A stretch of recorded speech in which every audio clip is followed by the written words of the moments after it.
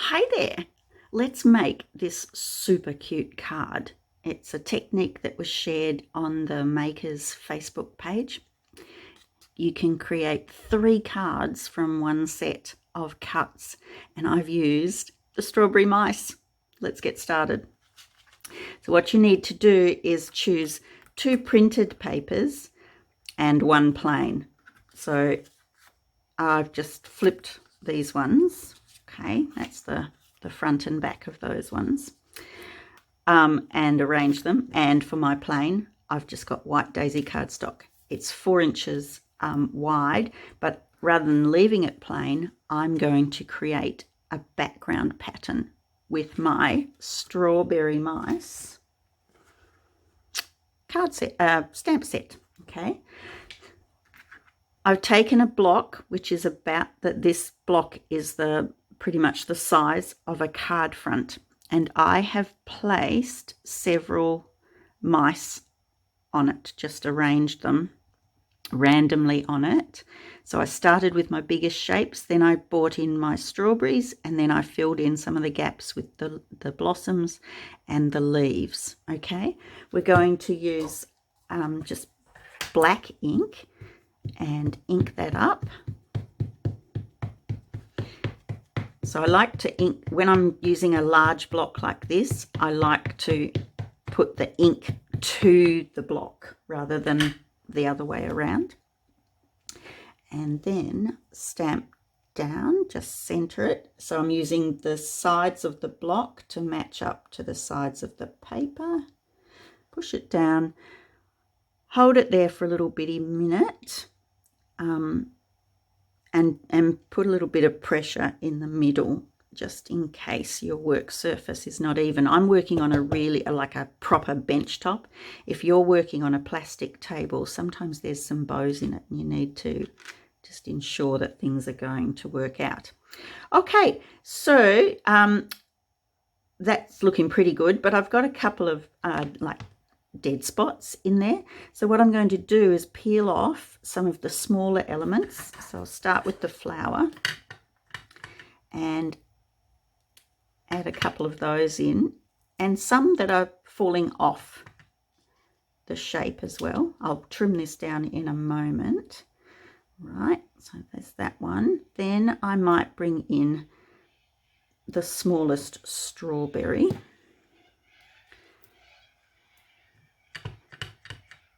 And do the same, but just have some coming off the sides, because we're going to cut this up and we don't want any big blank spots in it. Okay, it will be cut off about there, I believe. Then I might come in with the leaf. Okay, and I'll add a bit of the leaf coming in here. Oopsie. Great thing about clear blocks is you can line it up. And I might come in with a little bit of the leaf down here. And I might put a little strawberry just up in that corner there. And I reckon I need another flower there. So you see how the bulk of the stamping was done really quickly, and this is great if you're wanting to do like a whole batch of cards. This is a great one to do that. Okay, so that's how my panel looked. Now you could totally use this as a full front for a card, and then just put some brightly coloured strips of paper across it or something like that. You could colour these in if you wanted to, but I really liked the look of them just being outline designs. Okay, so what we're going to do is trim that up. I've trimmed this so it's 4 inches wide and 5 1/4 inches long, and now I need to make my marks for these shapes. So what I would have done, what I did to make these, was I also cut the 2 printed papers to the same size, and what I'm doing to this, I did to them. All we're going to do is mark 2 inches from the top and 2 inches from the bottom on this side, and on this side we're going to mark down 1 1/4 inches from the top and 1 1/4 inches from the bottom, and then we're going to put it under the trimmer and trim those.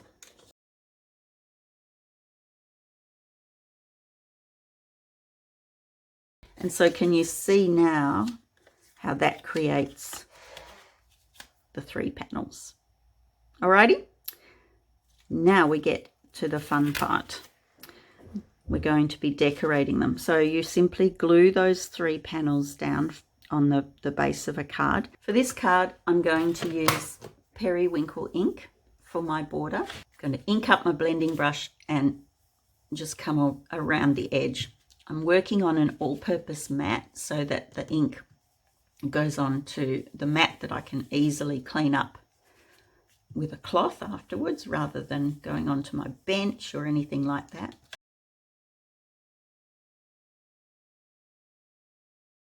That's all I have to do for that, because then when I position my paper over it, it's going to cover up that extra bit. I'll just pop that aside to let that dry. I'm going to wipe this up, and then we're going to colour the mice. All right, all you want is a water brush. If you don't own one of these, but you've got a fine, you know, watercolour paintbrush, grab that, okay? And then inks. I'm going to start off with the toffee because I'm going to do the container for this little mouse here. I am going to take one of my blocks and smoosh it on the ink pad until it picks up some of the ink, and then pop the ink pad out of the way. I like to do this because then the mess of the ink is contained on that block, right? It's not in other places. Have some kind of scrap paper near you. These are the packing sheets that come in the stamps that I use for this purpose. You want to squeeze a little bit of water on so that you create some watercolor paint. And then this is a really inexact science. I'm going to come in on this side with it a bit darker, and you'll see that as I keep coloring, it lightens up because there's less and less of the ink in there. Now, as you're doing this, perfectionists watching are going to be like, but it's all streaky and splotchy. That's the look, okay? Don't worry about that. Then for me, I come in and I do these ones a little bit darker because they would be like indentations. I'm imagining this is a cardboard little container. So because they're indentations, they'd be a little bit darker. Then I'm just going to wash over, and you see I haven't needed to pick up more ink because the water keeps flowing in here. Then if there's parts I want to be a little bit darker, I pick up some of the ink that hasn't been blended with the water yet, and I can come in and add some darker bits where I think there might be a bit of shadow. That's as hard as it gets. Then you run your brush until it's running clear, and you know that that ink is gone from the brush. If that's all of that you need the toffee for, you can clean up the block. If you're doing multiple stampings, you can just sit that on the side. It can dry out if you like, because then as soon as you put some water on it, it reactivates the ink. But for today, that's all I need. So I'll just wipe that off on there, and I can reuse this block for my next colour. I'll just let that dry a little bit, so I'll work on some of these ones. The green is a nice easy one. I need green for the leaves and green for the tops of the strawberries. I'm using a retired colour called Willow, but there is a current colour called Green Apple, which works really nicely for this one. And I don't need a lot of this ink, so I'm coming in with a smaller block, so I've got a like less to clean up. And I'll do my greens. Then I'm going to swap to a grey for the mouse, and then some reds. Okay, so a bit of green. I'll speed this up for you.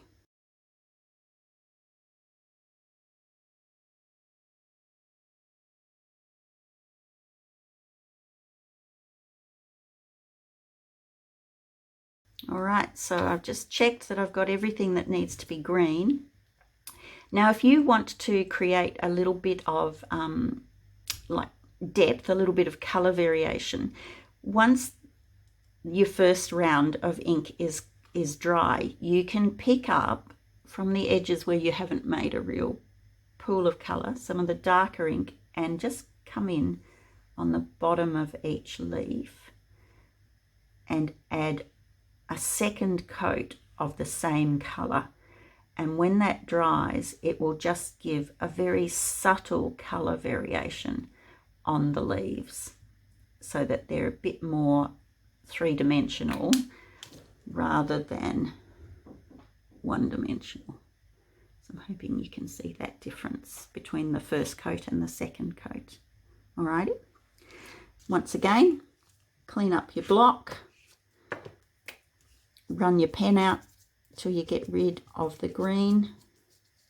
It's running clear. And then swap to your next colour. The next colour I'm going to do is actually flamingo. So I'm going to use flamingo and candy apple for my strawberries, because I just want to get a bit of colour variation. You know, when strawberries aren't quite ripe, there's some parts that are paler pink and some that are red. So that's the look I'm going for in these. I'm the pink first, and I want this to be reasonably pale, so I've put quite a bit of water on there. I'm going to start from the bottom and just brush up to about halfway up the strawberry.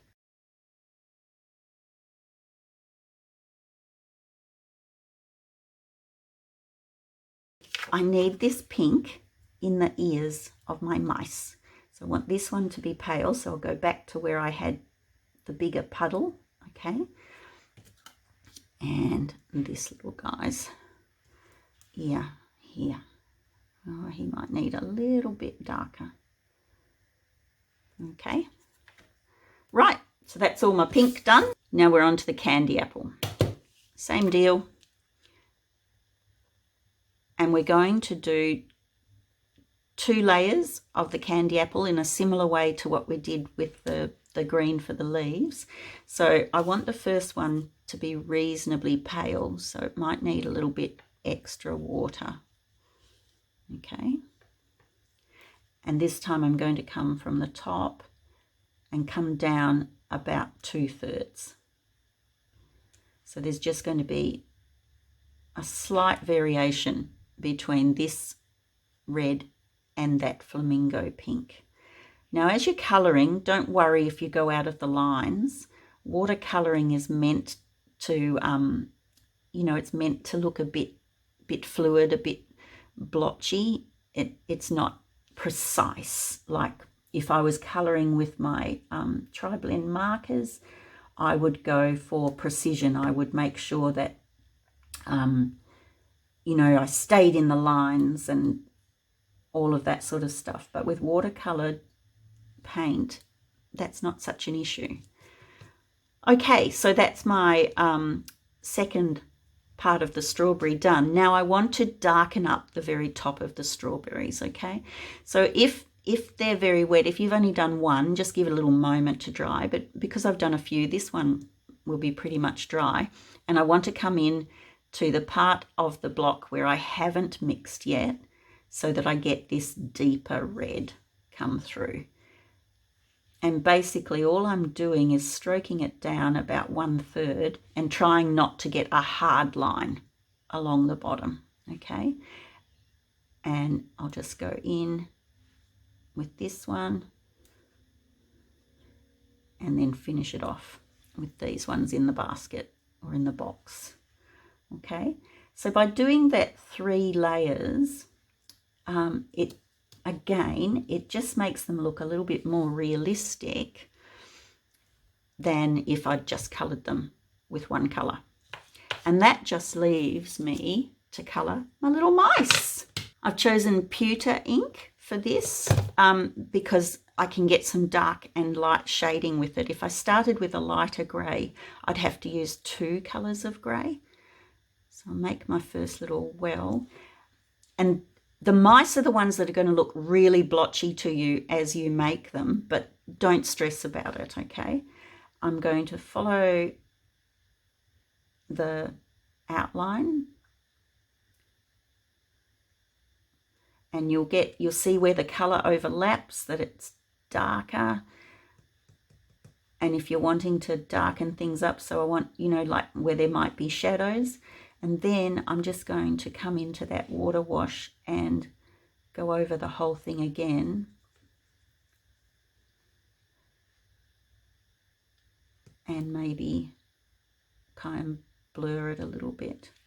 So it looks like, you know, like a 2-year-old's coloured it. But that's the look, okay?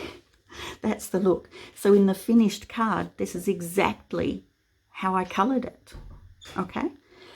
All I need to do is the grey around the ear. So I'm going to come in and just let the brush follow the shape of the ear, and it's okay if it goes over the pink, okay? So we'll just finish this last little guy here. Ta-da! Right, let's bring those in. I'm going to fussy cut these and then layer up the card. Alrighty, so I've fussy cut all of these, and you'll see that where I went out of the lines doesn't matter now because I've cut that off.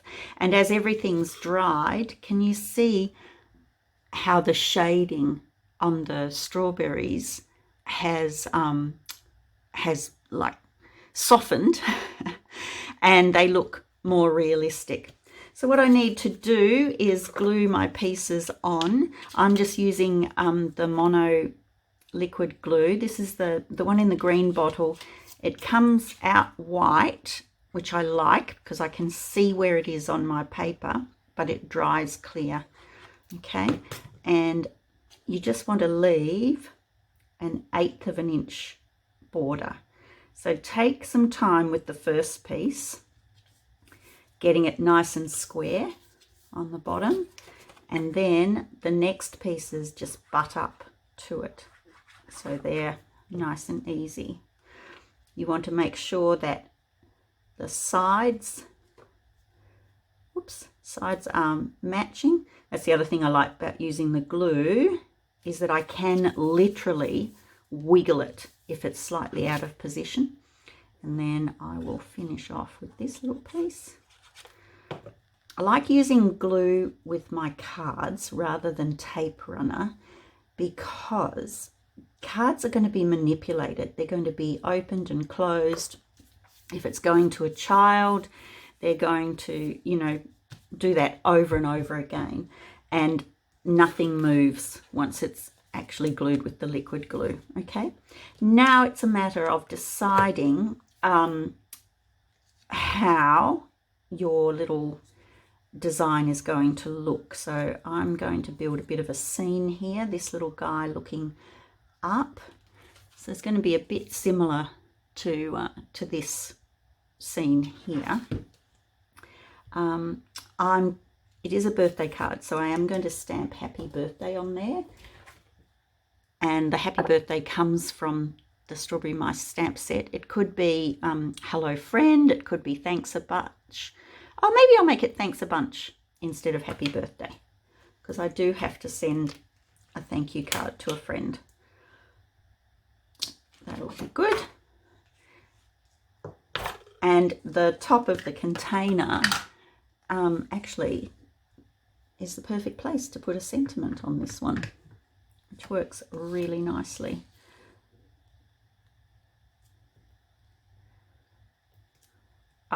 cute. Love it.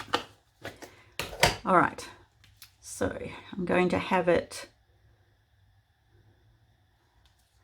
up a little bit so it overlaps the colours here, because I'm going to add some extra strawberries down here to overlap that join. Okay. So this is, building this cluster is what I call paper candy. So paper candy is just sweet and delicious, and just finishes off a project beautifully. Now you'll notice when you've used this watercolouring technique that your paper does curl a little bit, because as you've added water, liquid, to the paper, it's softened the fibres. So using the glue, I can get coverage all the way around, and I can press things down so that that curl is not so evident. All right. This little guy I'm going to pop up on foam. So I'll just keep that there as a little marker, and I'm going to put my strawberries, put that one, and see I've got the edge of the strawberry there. I'm going to cover that up with that one. That'll be cute. Then I'll pop a little leaf in here, I think, just tuck the stem under there. Then the smaller strawberry. So this stamp set has 3 different size strawberries on it, which is super fun, because you would know when you buy a punnet of strawberries, no 2 are exactly the same. Then this one I'm going to tuck up, so there's a bit more colour going here, but because I've already stuck that down, I'm just going to trim off the stem. Tuck that one up there.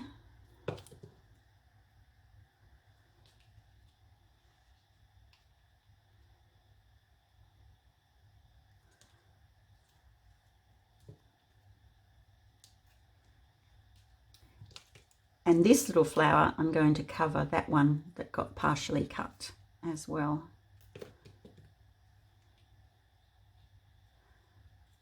Oops. So by covering some of these stamped ones, you're kind of blending the design, okay? Then it's just a matter of popping this one up. Actually, no, I'm just going to stick this one down. Now, because I cut right around the tail, I do want to make sure that that sticks down, because that is something that, as it's going in and out of an envelope or being handled, could tear. Okay, tuck that under the flower. So it looks like this little mouse is saying, I want to come up there too.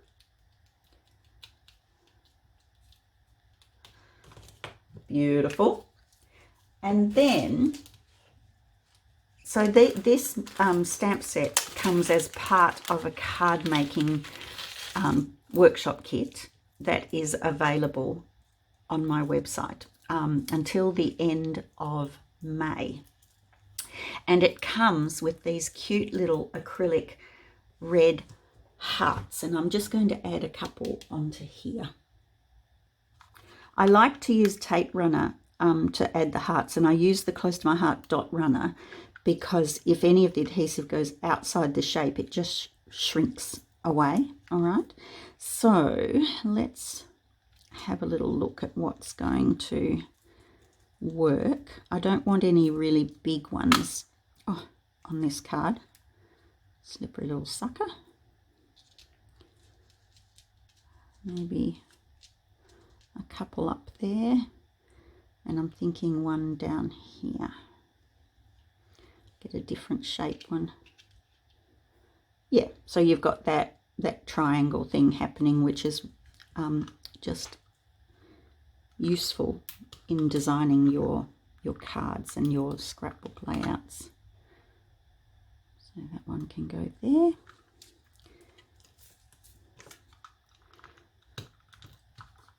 I'm getting near the end of this, and it tightens up a little bit towards the end. That one there.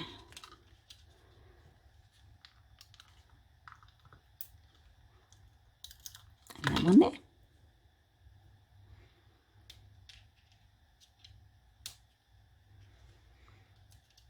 And there we have it. So let's compare the two cards. So they look the same, but different. How fun. If you've enjoyed this video, hit the subscribe button and the like button to see more, and feel free to share it with your friends. Bye for now.